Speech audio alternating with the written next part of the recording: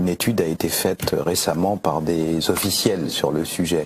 Vous avez une organisation qui s'appelle l'État islamique, qui fait des signes dans toute sa propagande d'absolue dévotion à l'islam, et c'est pour l'islam et sa pureté qu'ils égorgent soi-disant les individus qui brûlent des enfants vivants, etc. Une analyse a été faite biographique extrêmement précise des 50 du sommet de l'État islamique. Il n'y a pas un seul islamiste parmi eux. Tous les gens qui sont, tous, sans exception, le Abu Machin al-Baghdadi étant un pur et simple leurre qui est là pour amuser la galerie, ceux qui dirigent vraiment, ceux dont on sait qu'ils échangent par voie électronique et donc ceux qu'on a pu repérer, les 50 du sommet, il n'y a pas un seul islamiste. Qu'est-ce que c'est que ce truc-là ? C'est un peu Canada Dry quand même, ça ressemble à l'alcool, ça a le goût de l'alcool, mais c'est pas de l'alcool. Là, qu'est-ce que c'est qu'un islamiste? On le sait, c'est quelqu'un qui a combattu en Afghanistan, qui figure sur beaucoup de sites, qui est connu pour ça dans sa biographie. On ne devient pas chef d'une organisation comme ça en claquant dans ses doigts et en 5 minutes. Donc là, dans la direction de ce qu'on appelle l'État islamique, il n'y a pas un islamiste. C'est des gens qui, dans une phase antérieure de leur vie, étaient connus pour courir le guilledou, boire du pinard. Voilà, c'était des généraux de l'armée de Saddam Hussein, généralement. Généraux le plus souvent laïcs. Voilà la situation. Donc quand on nous dit l'État islamique nous attaque, je réponds, c'est une précision insuffisante. Qu'est-ce que c'est que ce machin? Et personne n'a de réponse. Alors, personne.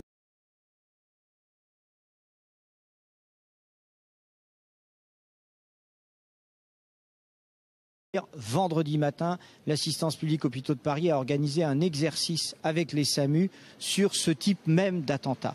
C'est un hasard effroyable qui a fait. Mais oui, c'est un hasard effroyable qui a fait que le soir même, c'était voilà un hasard effroyable.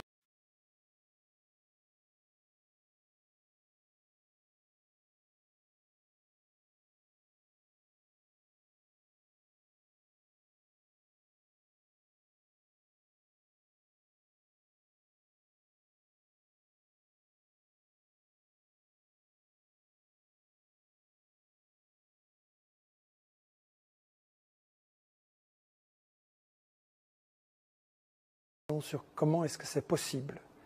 J'entends Hollande, Fabius dire qu'il lutte contre le terrorisme. Je voudrais rappeler que M. Fabius a déclaré Al-Nosra, c'est-à-dire Al-Qaïda, en Syrie fait du bon boulot. Fabius, Al-Nosra fait du bon boulot en Syrie. Comment peut-on dire qu'on lutte contre le terrorisme et en même temps les financer, les armer, les soutenir? Les États-Unis, depuis 1979, utilisent le terrorisme quand ça les sert, depuis l'Afghanistan et dans plein de pays. Il est temps que ça cesse.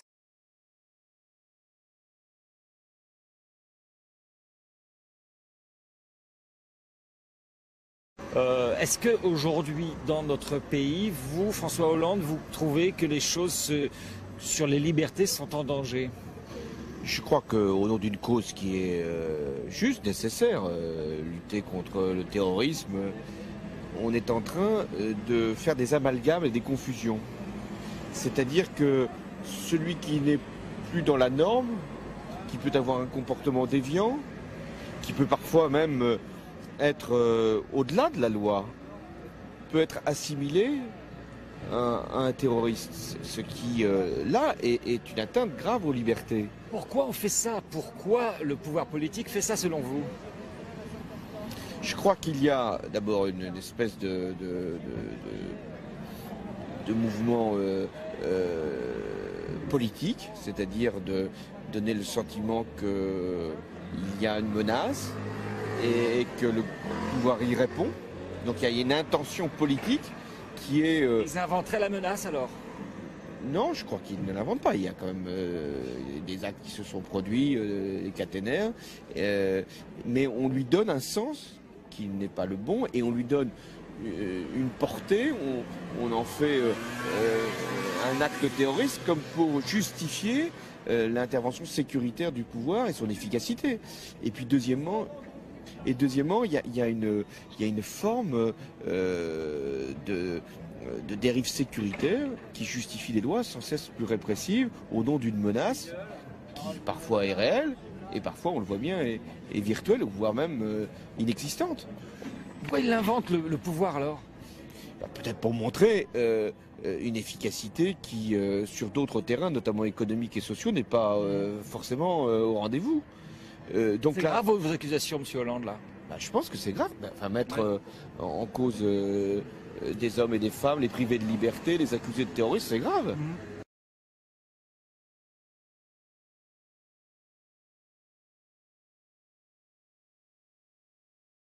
Voici ce qu'a révélé, c'est pas moi qui le dis, ce sont les rapports officiels de toutes les polices d'Europe. Nous avons à gauche les personnes suspectées des attaques terroristes. Il s'agit des suspects de toutes les attaques terroristes à travers toute l'Union européenne sur les 5 années 2006-2010 en fonction des incriminations. 2,7% on a suspecté dans 2,7% des cas qu'il s'agissait d'attentats venus de l'extrême droite. Dans 7,8% des cas qu'il s'agissait d'attentats venus de l'extrême gauche. Dans 62% de cas du fait qu'il s'agissait d'attentats dus à des séparatismes régionaux. Dans 2,1% des cas, ce que l'on appelle pudiquement divers, c'est-à-dire en fait des systèmes mafieux du racket organisé par la mafia, la 'ndrangheta calabraise, la Camorra napolitaine, et puis toutes les mafias qu'il n'y a pas qu'en Italie. Et 25,4% qui étaient des actes dont on suspectait les islamistes. Ça, ce sont les personnes suspectées. Et ce qui est intéressant, c'est de comparer ceci aux résultats des recherches et des enquêtes menées à bien. Et voilà ce que ça donne. L'origine réelle des attaques terroristes, extrême droite était soupçonnée dans 2,7% des cas, 0% des cas. L'extrême gauche, 7,8%, 9,2%. Les séparatismes régionaux, 62%, 85,1%. Les divers et mafias, 2,1, 4,6%. Les islamistes, 1 cas sur 4, 25,4%, 0,4%. Et en France, eh bien en France, nous avons les mêmes statistiques. Ça, ce sont les personnes suspectées d'attaques terroristes en France. Extrême droite, 0,3%. Extrême gauche, 4%. Séparatismes régionaux, 69,2%. Les divers et mafias, 0,4%. Les islamistes, 26,1%. Personnes suspectées. Et maintenant, après les enquêtes menées, quelles ont été les origines réelles? Extrême droite, 0,3%. Donc l'origine réelle, 0,3%, 0%. Extrême gauche, 4,4%, 0%. Séparatismes régionaux, 69,2% suspectés, 95,4%. Divers, 0,4, 4,6%. Islamistes, 26,1%, 0%.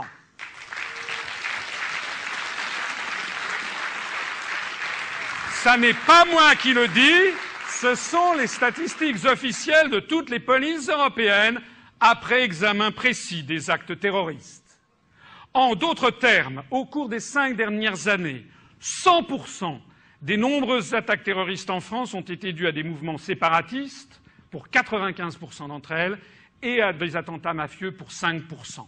En revanche, le terrorisme se réclamant du djihadisme, qui figure comme l'une des principales menaces contre la France dès le premier paragraphe du résumé du livre blanc de la défense et de la sécurité nationale, a représenté 0%.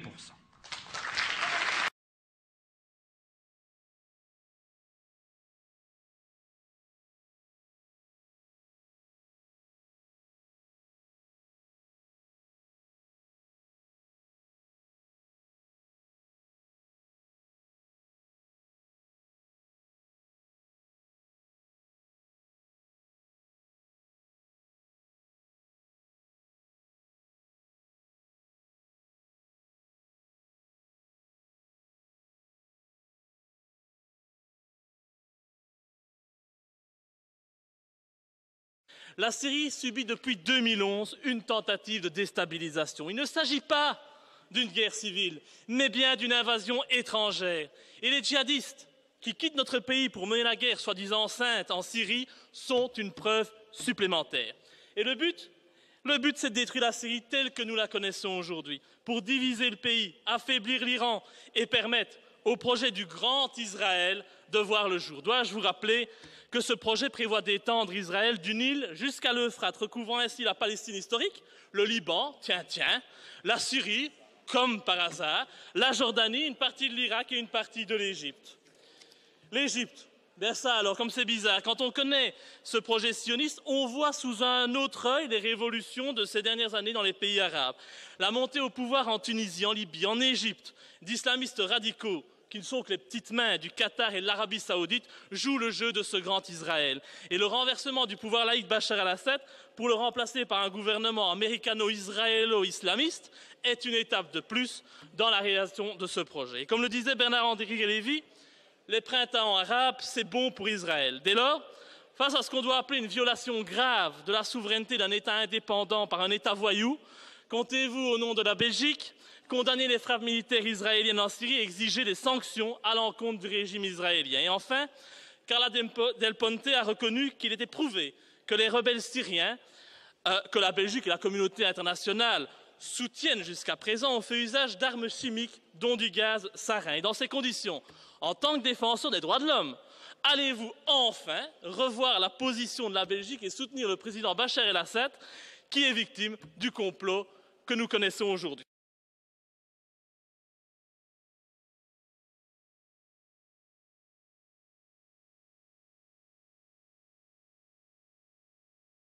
Je tiens quand même à rappeler qu'Israël a déjà acquis son armement depuis bien longtemps, dont la bombe atomique, et que jusqu'à présent, l'Iran est le seul gage de paix dans cette région du monde. Et donc je n'accepte pas l'argument selon lequel l'Israël pourrait, afin de garantir sa sécurité, mener des frappes préventives sur le territoire d'États indépendants. C'est une dérive et une violation totale du droit international. Et c'est également un très mauvais signal que l'on donne à la population. Imaginez ce qui se passerait si, un jour, jaloux de mon voisin, je décidais d'entrer chez lui et de le tuer sous prétexte que j'estime, sans la moindre preuve et sans éléments probants, que mon voisin constitue une menace pour moi. Eh bien, j'irai directement devant la cour d'assises et en prison. Et si vous vous appelez Israël et que vous commettez le même crime, mais à plus grande échelle, je ne vous rappelle pas le nombre de morts syriens suite à ces frappes israéliennes, eh bien vous vous en sortez avec les félicitations des États-Unis, de la communauté internationale et le silence coupable de la Belgique. C'est illogique et criminel. Et après cela, on osera encore venir dire que le projet sioniste n'est qu'une élucubration de complotistes décérébrés.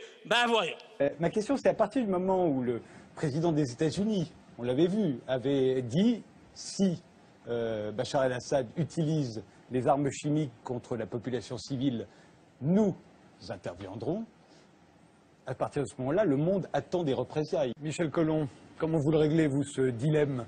Mais écoutez, quand je viens d'entendre monsieur affirmer avec certitude qu'on avait toutes les preuves pour les armes chimiques parce que les services secrets des États-Unis, de la Grande-Bretagne et de la France nous le disaient, les mêmes qui disaient la même chose sur l'Irak, et on sait que c'était un mensonge. Je pense que, bon, moi qui suis les guerres et la propagande de guerre et la désinformation depuis 20 ans, tout ce que je viens d'entendre, là, ça en fait partie. Et je voudrais rappeler cette phrase du Premier ministre britannique Lloyd George.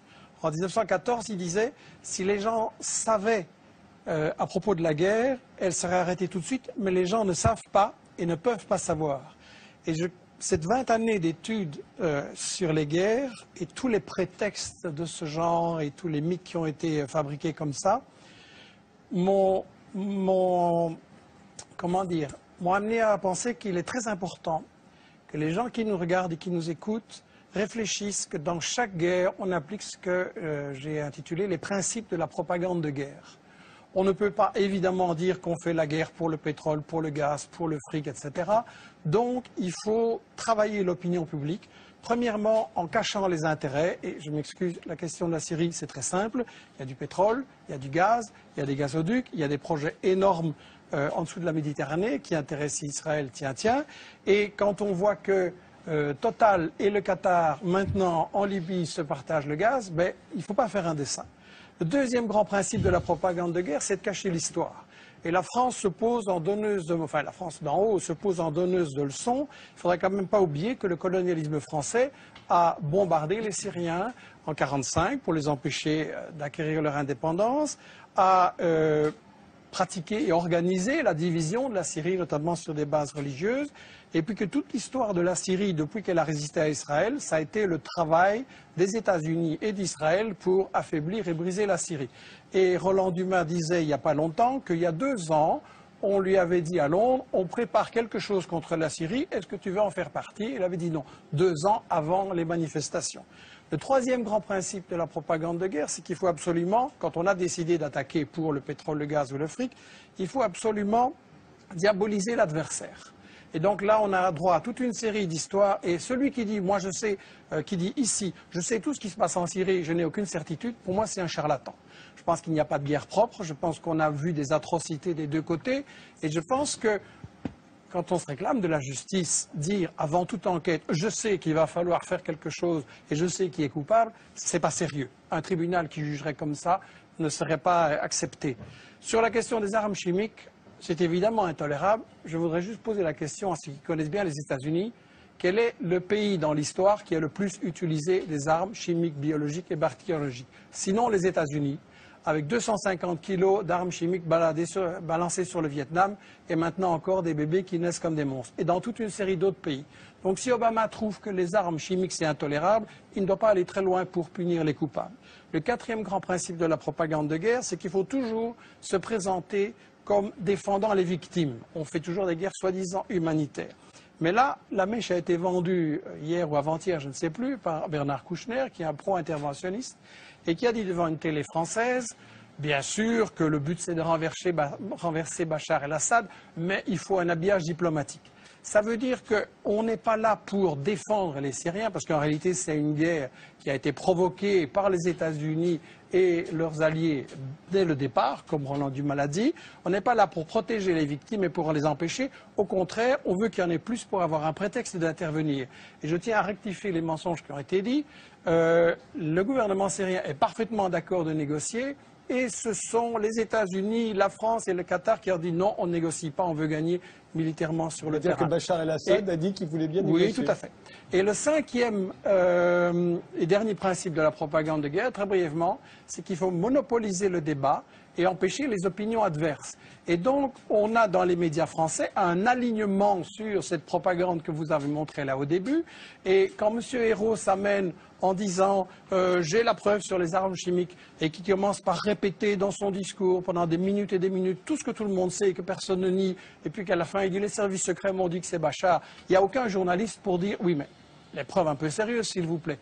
Et donc quand on voit des gens comme Fabius, comme Bernard-Henri Lévy, comme Hérault ou BHL, qui viennent avoir le courage de bombarder, mais pas le courage de débattre devant des gens qui connaissent le dossier et qui ont les arguments contraires, il faut quand même beaucoup se poser la question. Et j'insiste sur cette question des 5 principes de la propagande de guerre, parce que, et ce sera ma conclusion, l'année prochaine, vous risquez peut-être de m'inviter sur l'Iran, ou sur l'Algérie, ou sur le Venezuela, ou le Congo, ou l'Érythrée, ou le Zimbabwe, et ça va être chaque fois la même comédie, chaque fois avec les mêmes arguments. Il n'y a pas de guerre vraiment humanitaire, il y a toujours des intérêts pour le fric, il y a toujours des intérêts pour les matières premières, et il est temps quand même qu'on se dise, si on veut une humanité solidaire et mettre fin aux guerres, il faut voir qui provoque ces guerres.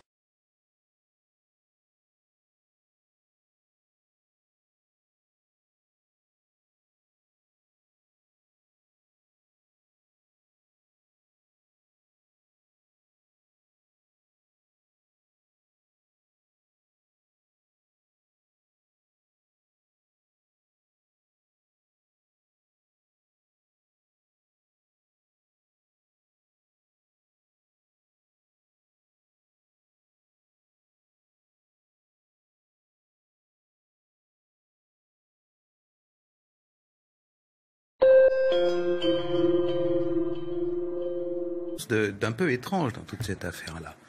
Les gendarmes vont l'arrêter le matin chez lui, hier matin. Pourquoi des gendarmes? Parce que l'infraction commise était en zone gendarmerie. Donc, ok, normalement, les gendarmes, la section de recherche ou quoi, va l'arrêter. Avec les gendarmes qui vont l'arrêter le matin, il y a 2 policiers de la DGSI. Je ne comprends pas pourquoi, après ça, le secrétaire d'État vient dire on n'est pas sûr que ça soit un islamiste. Enfin, la DGSI se déplace pas pour les voleurs de poules. Donc, premier point d'étonnement. Deuxièmement, une fois qu'on le rate, qu'on perquisitionne chez lui, il est entre 6h et 7h du matin, hier, on trouve des éléments incriminants. La grenade, une arme de poing, etc. Immédiatement, les gendarmes font leur boulot. Il y a une fiche d'individus dangereux évadés. La fiche en question, elle se trouve sur tous les ordinateurs de toute la police et de toute la gendarmerie. Shekhad disparaît. Retour quelques heures après, à 19h30, le pont du Corbeau, qui est un des 2 grands ponts d'accès au centre de la ville de Strasbourg. Il y a une vidéosurveillance sur ce pont. Il traverse le pont, et là, à l'entrée de la rue qui est en face de lui, il y a un barrage.